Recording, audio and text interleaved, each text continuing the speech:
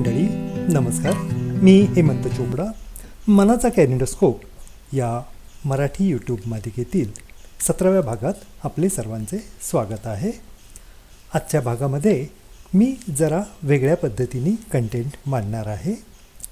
आज आपण एका गोष्टीपासून सुरुवात करू.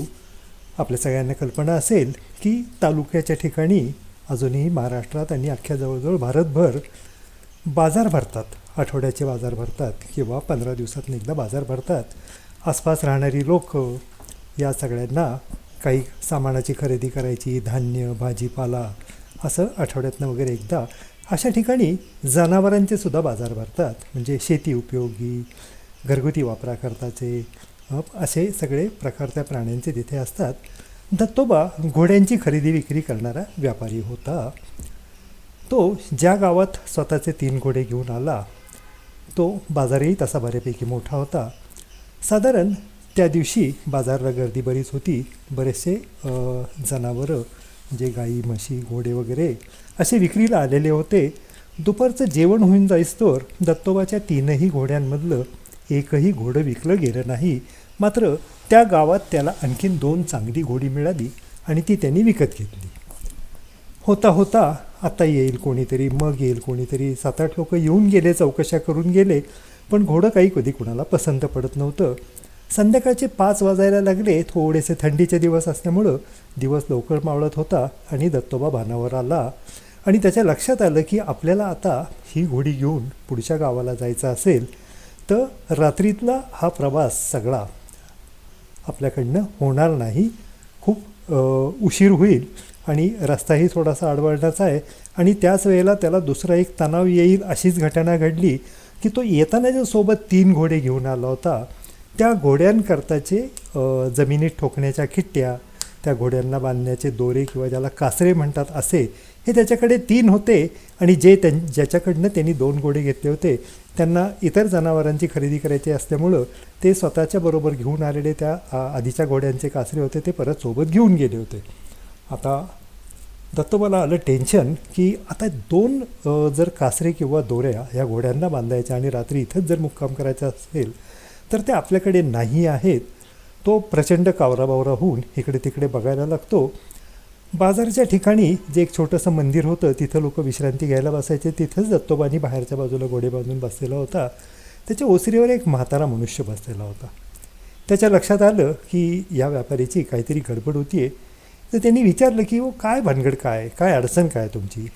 दत्तोबा म्हणाला त्याला, मी येताना विक्री करता 3 घोडे घेऊन आलो.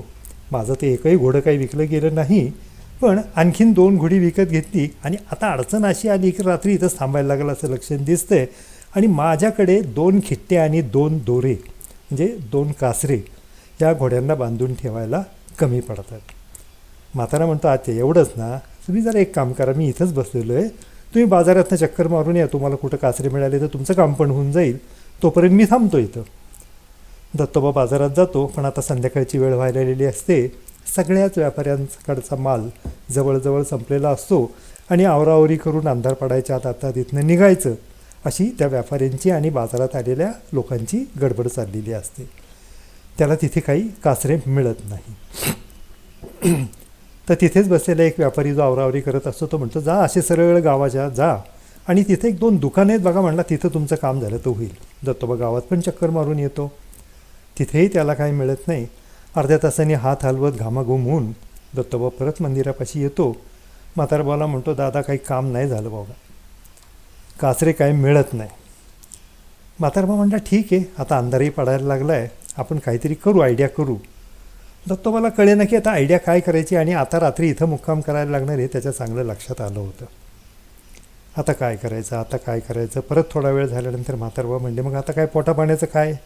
दत्तोबा म्हणला, दुपारचं जेवण तर घेऊन आलो होतो, आता पुढच्या गावाला रात्री मुक्कामाला जाईल म्हणून जे तिथे गेल्यावरच खाईन काहीतरी, म्हणून जास्ती बरोबर काय आणलं नाही. म्हातारा म्हणला, नका काळजी करू, तर मी असं करतो, मी घरी जातो, तुमची माझी भाकरी घेऊन येतो, रात्री मी पण पाहिजे तर तुमच्याबरोबर थांबतो. आता तर तुम्ही तर रात्री थांबायचे. दत्तोबा म्हणतो, हो ना, आता रात्री थांबायला लागणार, मी पण थांबतो, तसंही काही घरला काम नाही आहे म्हणला, मी येतो.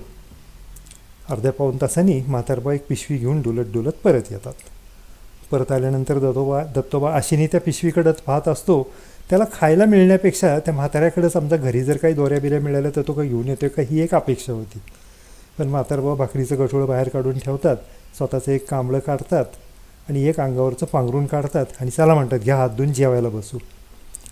आता मात्र दत्तोबाला भूक तर लागलेली असते पण जेवण काही जात नाही. तो बसतो कसा तरी काहीतरी खातो थोडंफार आणि मग आता म्हणतो आता काय करायचं. म्हातारबा म्हणतो काही नाही करायचं, आज तरी थोडा वेळ गप्पा मारत बसू, मग तर काही निजानीच होईल सगळीकडं, आपणही झोपून जाऊ, तुम्ही काळजी करू नका. दत्तोबा मनात म्हणतो आता मी काळजी करू नको, हे दादा म्हातारबा लई मला चांगलं वेळ झाले, बराच वेळ झाले सांगतायत, पण काळजी करू नको, एखादं घोडं जर पळून गेलं तर अख्ख्या महिन्याभरची कमाई जाणार आहे म्हणला. काय खरं नाही, आता काय करावं. तरी म्हाताऱ्याच्या लक्षात येतं, पण आता शेवटी तो तरी काय करणार म्हणून तो बसून राहतो. 15-20 मिनटं अर्धा तास गेल्यानंतर म्हातारबा म्हणतो मग आता त्याने आपली चांगली स्वतःची आणलेली बरोबरची जी हे होते कांबलं होतं ते जमिनीवर पसरलं होतं, जमीन साफसूफ करून दत्तोबाला म्हणला आता पाडान काय. मग दत्तोबा म्हणला पण ती घोडी तर बांधायला लागतील. हा म्हातारबा म्हणला बरोबर बरोबर घ्या बांधायला. मग काय 3 खुंट्या ज्या बरोबर आणलेल्या असतात त्या ठोकून दत्तोबा आधी स्वतःबरोबर आणलेली 3ही घोडी बांधून टाकतो. 3 घोडी बांधल्यानंतर आता 2 घोडी तशीच. आता काय करायचं. दत्तोबा म्हणतो आता दादा काय करायचं.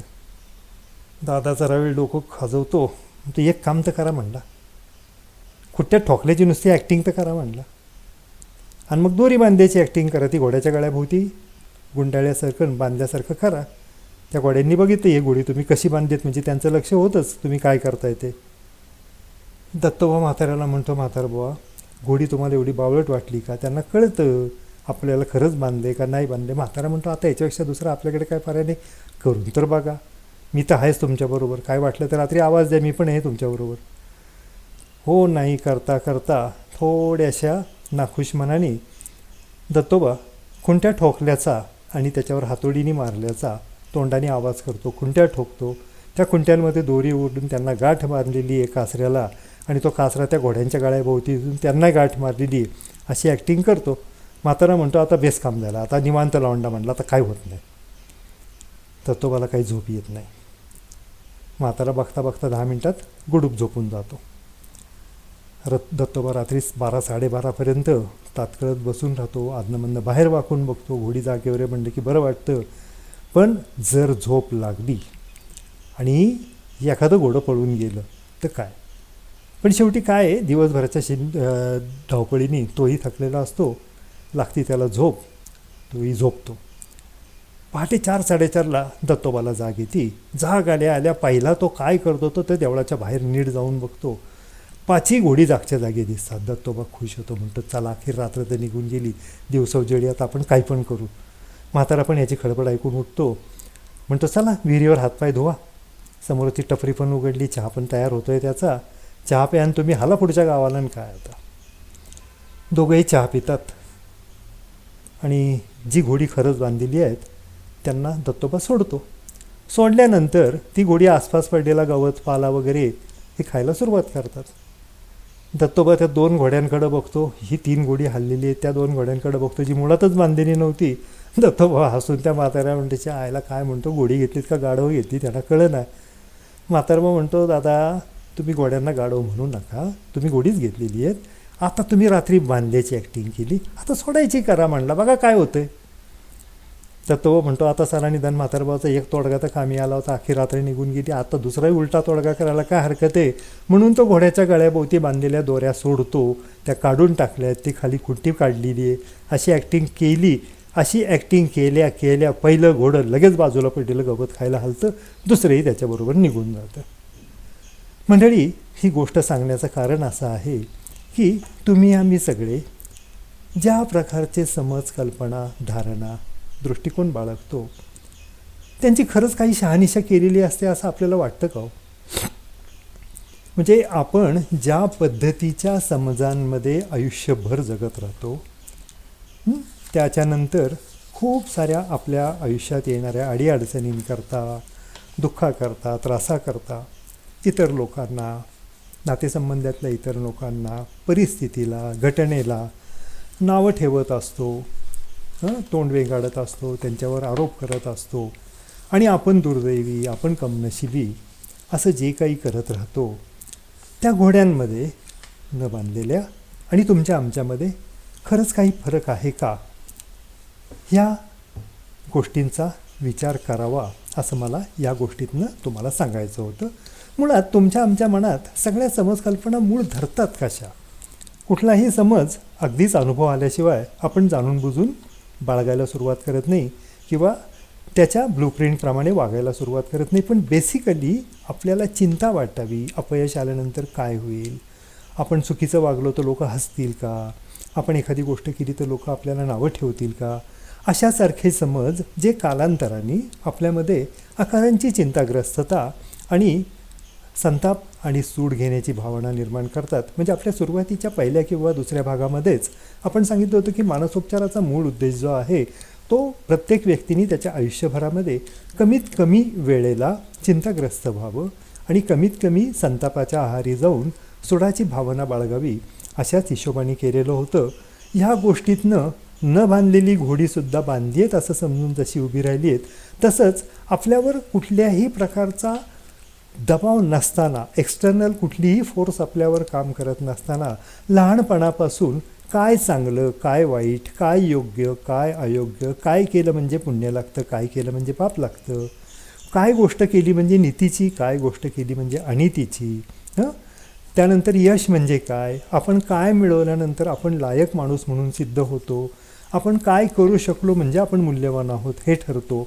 हे आणि ह्याच्यासारखे अनेक समज आपणसुद्धा जे बाळगतो आणि त्या समजांच्या परिघावर फिरत राहतो, जसे घाण्याला जुंपलेले बैल असतो, असं जर आपलं होत असेल तर ABCD या सूत्रांमधला आपल्या बी करता, बी म्हणजे बिलीफ्समधल्या कल्पना समजांना डीच्या पातळीवर डिस्प्युटेशन म्हणजे वाद घालून जर त्यांना तुम्ही वास्तवाच्या, तर्काच्या आणि व्यवहारी शहाणपणाच्या पातळीवर आणलं तर तुम्हाला मला ह्या भागातल्या माध्यमातून हेच समजावून सांगायचं आहे की आपणसुद्धा स्वतःला न दिसणाऱ्या ज्या जोखडात बांधून ठेवलेलं आहे त्यातनं आपण मोकळे होऊ शकतो. आत्ता मी इथेच थांबतो. आजच्या या 17व्या भागानंतर आपली ही जी मालिका आहे याचा शेवट झालेला आहे. येत्या काहीच दिवसात म्हणजे सर्वसाधारणपणे 1 महिन्याभरात आणखीन एक 2-3 विषय छोटे छोटे असे आहेत की ज्यांच्यावर एक 3-4 क्लिप करण्याचा मी परत प्रयत्न करणार आहे. त्यांची थोडीशी पूर्वतयारी चालू आहे. ती झाली की परत एकदा मी आपल्या भेटीला येणार आहे. आजपर्यंत मला तुमच्यासारख्या असंख्य श्रोत्यांनी जी दाद दिली, ज्या प्रकारच्या कमेंट्स केल्या, ज्या प्रकारच्या शंकाकुशका, ज्या प्रकारे त्यांनी मला ॲप्रिसिएट केलं किंवा करत असलेलं काम ठीक आहे, चांगलं आहे, आम्हाला आवडतं, आम्हाला फायदा होईल असं वाटतं, अशा सगळ्या ज्या सूचना, कमेंट्स वगैरे दिलेल्या आहेत त्याबद्दल तुमच्या सगळ्यांचे मी मनापासून आभार मानतो. परत भेटूयाच. धन्यवाद.